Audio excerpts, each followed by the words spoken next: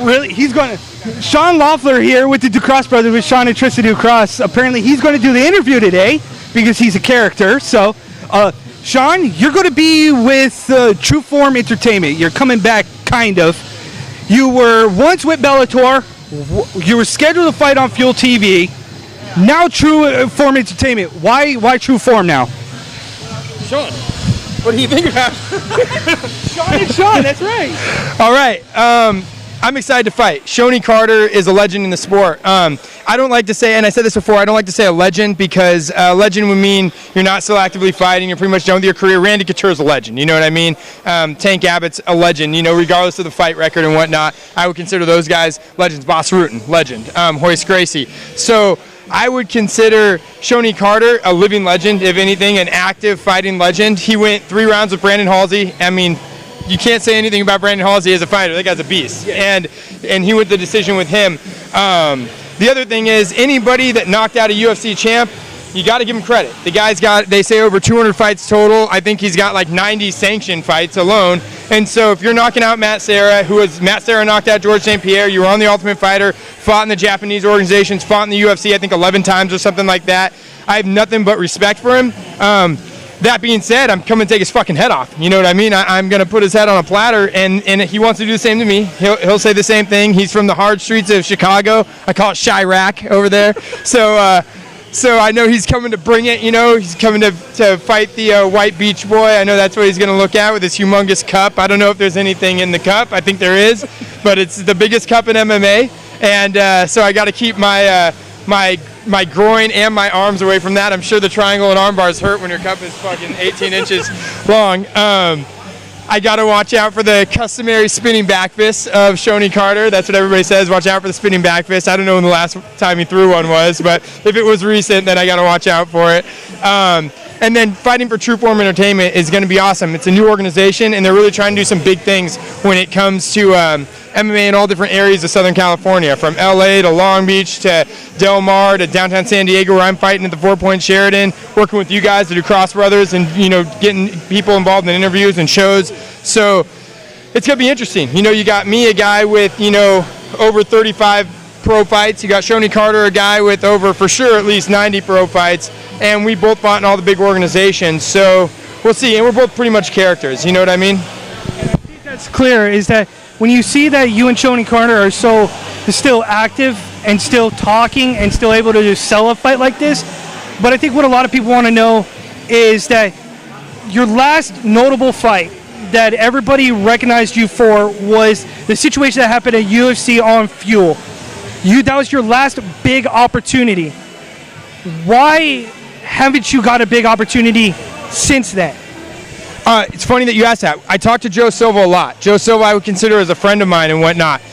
The good thing, well, the bad thing about my injury was that it put me on the table. I didn't know I'd even be able to fight ever again. It wasn't a matter of, oh, when will you fight again? It was a matter of if I'll fight again. I mean, if you look at my ankle, I had 8 surgeries.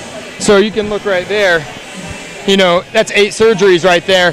So that's a busted up ankle. Yeah, it's a fucked up ankle. It's like a big fucking vagina on the side of my ankle. It's my Achilles vagina. So I didn't even know if I was fight again. The doctors were saying you might not run again or anything like that. So it wasn't even going to be realistic for me to fulfill my UFC contract because it took 2 years just for me to start jogging and whatnot. And I knew that they're not going to put somebody on the table for 2.5 years that didn't compete and then right back to the swing of things. They want to see if I can take a fight and not get injured and me fight somebody. So what I did was I fought a guy named Travis McCullough, who was a WEC fighter. His record at the time was 42-52. Complete journeyman. Right. Tough guy from North Dakota, but a journeyman fighter with 100 fights, just to see how it felt. Felt fine, finished him in the first round.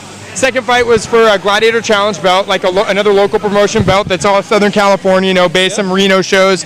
That guy at the time was 7-9.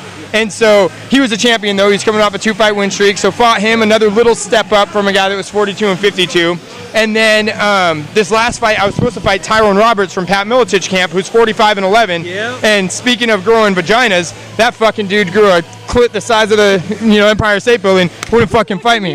We have no censorship here. No censorship. We're good. Right? You can censor any fucking thing you want. Hey, I'm saying it, all right? You can put the black thing over. Don't put a black thing. Can't fight Shonie Carter. Put a white thing over my mouth. So you have the opportunity to fight a guy like that. You're going to take that opportunity. Well, he pussied out, and just complete fucking knob job pussied out. So then I was fortunate enough, 5 days notice, to get Ronald LeBritton Jr., who was 8-8 at the time, and a former King of the Cage champion guy. But at least he had 16 fights to fill in. After the Tyrone fight, that was supposed to be you beat the 45-11 guy that was a UFC vet, go right back up to the UFC. Joe say, okay, and we were talking to Joe, but then I'm fighting an 8-8 guy who's now 8-9. Right, and now everybody's questioning it. And so now they're like, okay, well, he's taking 3 manageable fights against, gatekeeper type of guys. Supposed to be one tough fight, and then back to the UFC. So this fight here will show a lot. Shonie is, like I said, a savvy veteran. I might do one more after this fight, depending on how this fight goes. I'm training really hard, and then I know right after that, Zuffa and the UFC will be having me back in. I just have to prove to them that I'm worthy of the opportunity. Another thing is, as you guys both know, Southern California fighters have had, not got caliber of my guys, but lower caliber guys that have gotten the calls at the UFC with some padded records have gotten some very, very fucked up press for the UFC. So they've got to be really careful about the guys that they let in based on their pedigree and who they've been fighting, because they don't want the internet heroes talking all this shit all the time. They're actually paying attention to that now, finally. Absolutely they are. And so a guy like me, I know I deserve to be in the UFC. I was in the UFC, fought in Bellator, made it to their tournament finals, did like the Ultimate Fighter type stuff, was King of the Cage champ. I know where I deserve to be. I've fought since 99, so I was 17. But I understand the politics of it. Absolutely. And you can't be having fucking guys that are 9-0 beating nobodies, or 12-1s beating nobodies in there, and then they get crushed or they fight somebody's arm or do whatever they're doing. Wait, have you ever been in somewhere where somebody bit somebody's arm? In the UFC, we just saw it. I must have missed that one. Yeah. Who did that? I don't want to throw names under the bus because I like the guy. You said it. You got to drop it right here on the DuCross brothers. Well, okay, like a couple guys that have been doing stuff. Like one guy that, and this is public. It's not like I'm, doing anything. But there was a guy that was fighting a local organization here, had a record. He was a boxer, and he was 9-0, and then made it to the UFC, and lost his first fight. And in his second fight, he was about to get rear naked, and he took a bite out of the guy's forearm, and yep. You know what I'm talking about? Yes, I okay, and so, that guy had fought some of the same organizations that I've been fighting in since my injury. So now there got to be real scrutiny about stuff like that. And I don't blame the guy at all. Shit, I might kick somebody in the nuts if I'm really fucked up and hurt, but I'm a fighter. But I mean, I don't think I'd ever bite anybody. But it's little things like that that make it to where Joe Silva, Sean Shelby, all these guys have to pay attention. And it only takes that one individual to kind of ruin it for everybody else, essentially, almost. Yeah, and he wasn't the only one. There was some vastly padded records from other states, some Iowa guys, some guys in Kansas and Louisiana and stuff. They were 10-0 getting a UFC fight, and then they get in there and they're not even fucking blue belt level jiu-jitsu guys, The DuCross brothers here with Sean Loeffler. Sean, you're talking about padded stats. I'm sorry, dude, I got to bring this up, but you've been fighting for another promotion. You're talking about locals, and they are notoriously for padding records. And now you're stepping out into baptism under fire. Yeah.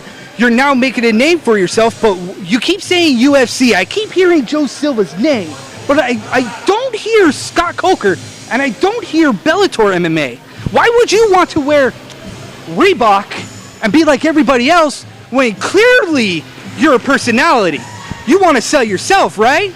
Yeah, yes and no. I mean, I think, here's the thing. I've been fighting professionally since I was, 17, 1999 on Sherdog. And I had fights before then, obviously. But the thing is that you got to look at is that, to be quite honest, I'm 33 years old. I think I could make a little run in the UFC or Bellator, but I'd rather be at the UFC because I fought Bellator, then there wasn't anything negative or anything like that happened, but they let me fight their number one guy in the tournament, and then they, and I went in as, if you probably know anything about my career, my coach was shot and killed right before that fight. So I had 7 days, or 10 technically, to prepare for the fact that I was going to be fighting without my coach in my corner because he was shot in the head in the gym. So it was kind of a tough fight for me, and I had a broken hand because I punched a wall at a church at his memorial. My fault. Brian Baker was a better man. He beat me. No qualms about it. They never offered me another fight. They never came to me and said, do you want another opportunity? Sorry about your coach being killed. We'll make it up to you. We know you're still taking the fight on 7 days notice. And I know it's completely new management and ownership and stuff now, with the Viacom and Scott Coker and these guys. And it's not, Bjorn and Scott Kaplan and them anymore. It's Rich Chow and Scott. And I get that. But They've never reached out to me, so not really calling them out or anything because it's different owners and stuff now. But after I fought, I would figure they'd give a little bit more of some props, like, hey, Sean fought, and Well, I'll go ahead and say, hey, Scott Coker, you see this? Guys, look at Sean Loeffler. He's fighting on True Form Entertainment. Bring him on. August 28th, Pachanga. Bellator is coming back. Why not have a local guy? yeah, I mean, I fight August 22nd, so I know that's not going to happen because True Form. But getting back to what I was saying, it's not a negative thing about Bellator at all. Obviously, I fought for Bellator. I like those guys. But more so is the UFC is known as the pinnacle, the highest level of sport, regardless of who you are. Nobody's going to lie and say, oh, Bellator is bigger than the UFC, World Series of Fighting is bigger, MFC, Titan. They're not bigger than the UFC. The UFC is the biggest. I'm not at a point in my career where I'm trying to build anything. I proved what I proved. Shit, I might take one UFC fight, win, lose, or draw, give it 100%, and then hang my gloves up after there and say, you know what, thank you to all of my fans that have stuck by me since I was 17 years old, and I finally got to fight in the UFC. It's good for my gym. I own the compound. I'm more of about managing fighters, management, owning my gym, expanding locations, raising my family, you know, and so it's just kind of like a dream at this point, and it really is a kick in the balls when you're walking to the fucking cage and your ankle turns over, you get like a compound fracture, your bone's like pushing through your fucking ankle skin, and then next thing you know, I'm sitting there not fighting the UFC. So it'd just be one of those things where at least I could get back in there, you know? It's on your bucket list. Exactly. Just to fight, you know, if you're a football player, you don't want to, and this is not an insult to Bellator at all. Look, I love Bellator. I was just at the last Bellator event at Pachanga. But you don't play football to play in the Canadian Football League. Yeah. You try to get to the NFL. Reebok is doing some interesting things. I mean, Robbie Lawler made $240,000 with his last sponsorship money. Right. So you can say, oh yeah, they're taking money away from fighters, or be a Conor McGregor, be a fighter, win fights and whatnot, and you'll make more than any sponsorship will get you. Nobody's paying you $240,000 in any organization, even if you have 10 fights with them. Yeah. So if you prove yourself and you want to make it that way, make it that way. Work with a Fortune 500 company, become a fucking personality, and get the pay-per-view stats. Sell yourself. Be a businessman. You're your own business. Or shut the fuck up and just fight in a cage and fucking get smashed and then be fucking a retard when you're older and be barely able to fucking talk. I thought King Mo was one of my favorite all-time interviews, but I think Sean Loeffler right here is taking that cake. You hear that, King Mo? See, that's good. So I'm stepping up the ladder in every facet of the sport. Beat the local fighters, now I'm winning on the interviews. Next thing I know, I'll be in the UFC talking shit to Joe Rogan. Dude, you better be. Everybody needs to talk stuff to Joe Rogan because I don't even know what he's on right now. But I know, so I can imagine some of the stuff he's on. Either way, you're looking at Joe Rogan. That's my fan club that just walked by. Right. Yeah. Virtually identical, to steal a phrase from Goldberg, but Sean Loeffler with the DuCross Brothers Sports Warriors. We're here at Archangel Road to War 5. Vista, California. You have been part of the local community with the compound out in Oceanside. Now you're here in Vista, California. What it is about local MMA that you love so much, teaching kids so much, that keeps you still hungry in this sport? What I love about local, take the camera and point it over here. All right, look it. We got fighters in the cage. We got a small crowd. We got some hot girls doing their stuff over at the booth. We got cars here and DJs. You don't get to see this stuff, behind the scenes stuff and little stuff at a UFC, at a Bellator, at a World Series of Fighting. You see a million people and whatnot. If you're at this event, a local event, you walk right up to the cage, just sit there and watch a fight firsthand for these kids and stuff that are here. So this is where it starts. These are the amateurs, and you never know. Nowadays, since MMA is so big and there is so much amateur fighting with camo and everything, there could be fighters here that 7 years from now are fucking Conor McGregor, are the face of MMA, or Ronda Rousey, and you never know. And you can say, when you're my age, 7 years from now I'll be 40, I'm 33. I could be like, I saw Joe Blow's first amateur MMA match in Vista, California, and what's my excuse for not going when I live 5 miles away? Right? That's exactly why the DuCross brothers are here at the local amateur MMA event, is because we've always said it. This is the cornerstone of MMA. Yeah. This is what it's all being built upon. So why not give back to what the community is or what your local fighters are doing, because quite frankly, they don't get the pub, but they got to get somewhere. They got to start somewhere. You have to. You have to. And it's either do it at promotions like this or even more underground promotions with some more dangerous stuff happens, like we were talking about with the records and stuff, which I'm not against them either. It's all part of it. You know, it's all part of the essence of what MMA is. There's the lower levels, there's the higher levels, there's the sanctioned shows, there's the unsanctioned shows, and why not come and support them all, just so there's an outlet and a platform for fighters to fight in different places. Right, and that's what the DuCross brothers are all about. We give platforms to like you, platforms to the amateur fighters, platform that everybody needs to be more open and more supportive to each other as a community instead of stepping on each other and growing as one. I agree completely. I mean, you guys are here for a reason. I'm here for a reason. Great fucking minds think alike. That's all I have to say. You guys are twins. I've got a twin sister. So It was bound to happen. it's like a family ordeal. Family affair right here.